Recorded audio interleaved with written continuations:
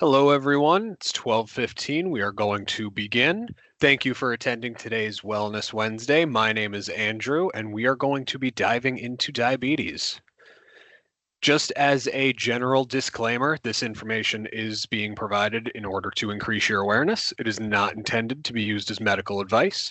If you believe that you may have any medical conditions or specific questions regarding your own health, please speak with your physician. So again, thank you for joining today. Today's topic is diabetes, and in today's session, we are going to define what diabetes is.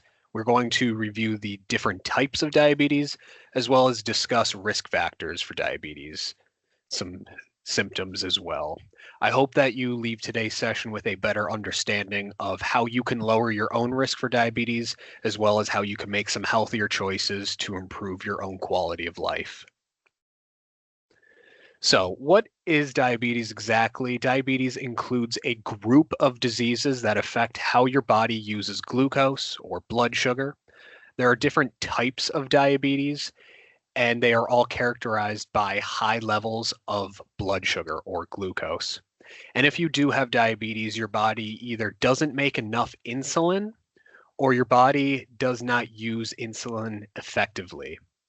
And when there is too much, or when there isn't enough insulin in your body, or if it's not using it effectively, that blood sugar is going to stay in your bloodstream for too long. And over time, these high levels of blood sugar can lead to some pretty serious health problems.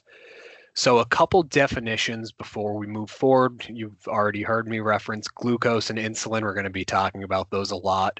So, to go over those, glucose is just another way of saying blood sugar. You've probably heard those used both before. They are the same thing.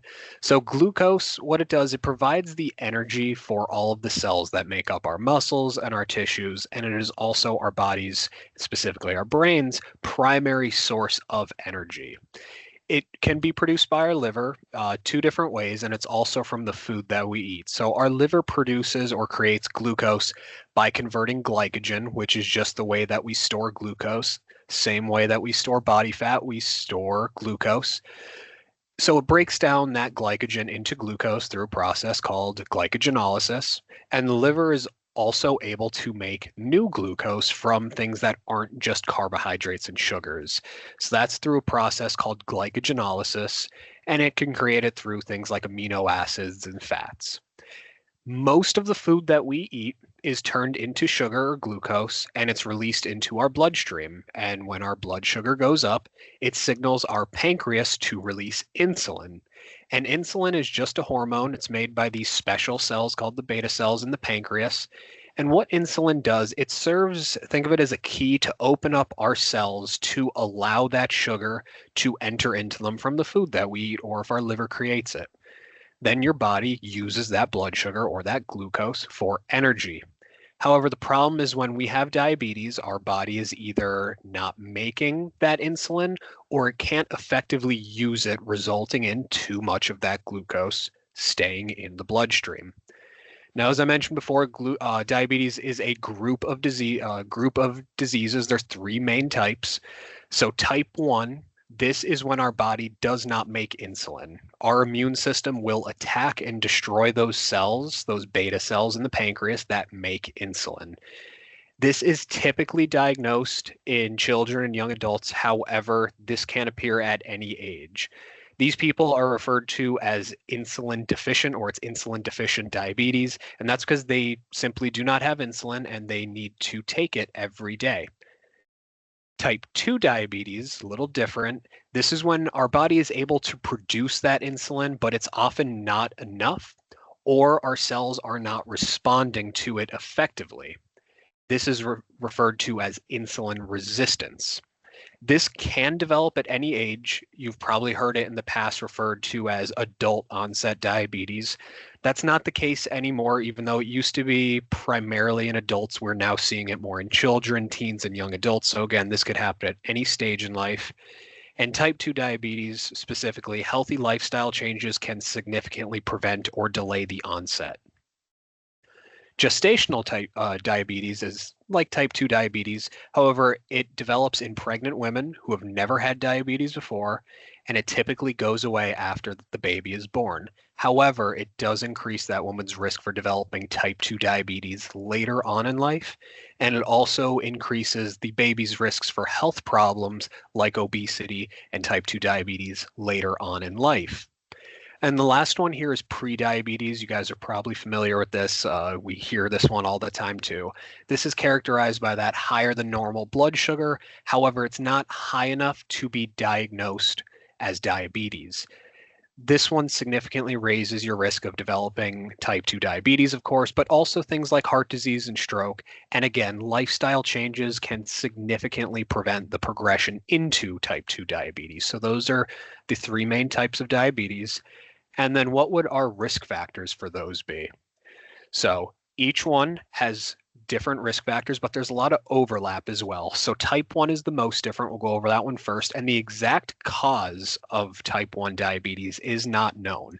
We do know that it's largely linked to that autoimmune condition where the presence of those damaging immune cells, those autoantibodies, if we have those, we are at an increased risk for developing type 1 diabetes, but not everybody that has those autoantibodies develops type 1 diabetes. So we're not sure what the deciding factor is or what exactly causes it, but we're strongly believed it's directly linked to those those autoantibody cells.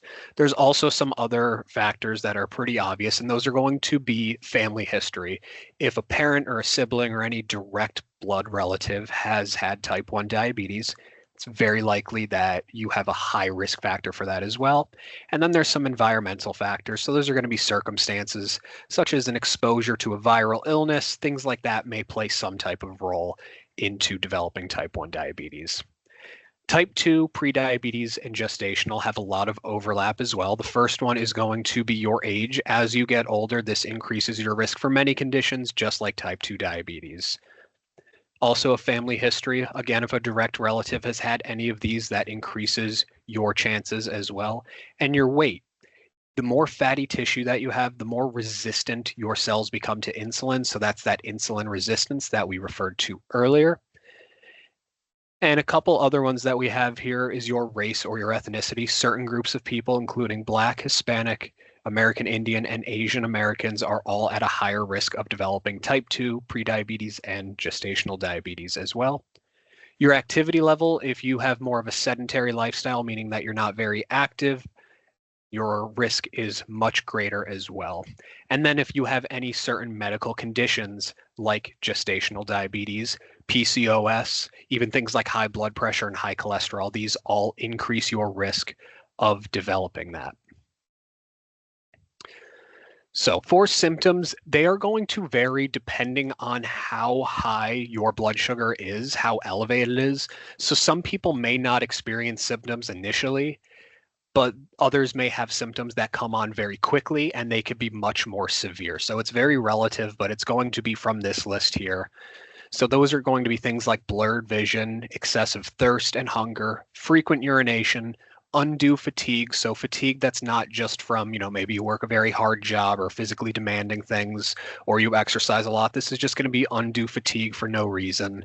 If you have tingling in your extremities, specifically your fingertips and your toes, uncontrollable vomiting, and unplanned or unexpected weight loss.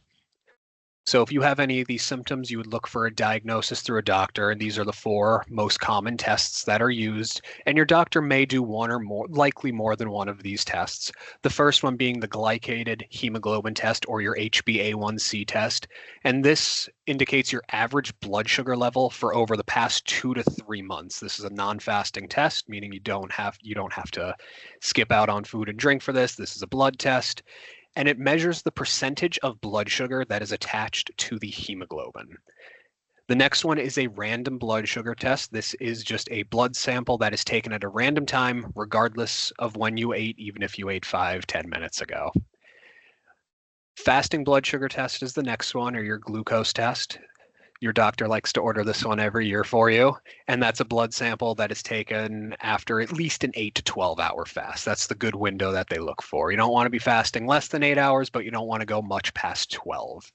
And the last one here, very common among pregnant women, is the oral glucose tolerance test. That is when you fast overnight, have your fasting blood sugar measured, and then you drink, from what I hear, a very not pleasant tasting sugary drink. And your blood sugar is, of course, expected to go up, and they're going to test you periodically over the course of the next few hours. Now, when we look at the ranges for some of these tests, so for your blood sugar, a normal reading for a blood sugar or a glucose is less than 100 micrograms per deciliter. A1C, anything less than 5.7%. So these are the normal ranges here. If you are taking or one of those random blood sugar tests, regardless of when you ate, typically anything over 200 for your glucose might suggest diabetes. For pre-diabetics, that's when your glucose is anywhere between 100 and 125, and your A1C would be anything between 5.7 and 6.4. And then for a diabetes diagnosis, that's when your fasting blood sugar is greater than 126 and your A1C is greater than 6.5%. And diabetes complications, as I mentioned before, can be disabling or even life-threatening. Just some possible complications include heart disease, nerve damage, kidney damage, eye damage, foot damage, various skin conditions, hearing impairment, and early onset Alzheimer's disease and depression. However, with proper treatment, you are significantly able to delay or prevent the onset of these complications. And something worth mentioning on here, the first row up top, heart disease and stroke is 2 to 4 times more likely to occur with those with diabetes, and kidney damage and eye damage, leading cause of those is through diabetes. So being very mindful of these complications, and that's why prevention is so important. Now, when we look at treatment, treatment is going to vary depending on the type of diabetes you have. However, an important part of managing diabetes, as well as your overall health, is simply maintaining a healthy weight, healthy diet through lifestyle changes. Of course, we want to be getting our routine checkups with our primary care, our eye doctors, our dentists, and even seeing specialists as needed. So those would be our endocrinologists, podiatrists, dietitians, or even diabetes educators. A little bit more in depth with treatment. So for type 1 diabetes, there is going to be frequent blood sugar monitoring that is up to 4 times a day. And that's because those individuals must take insulin several times a day, even through a pump or an injection. So we want to make sure that we know exactly where they are so that way they could tailor their dosages.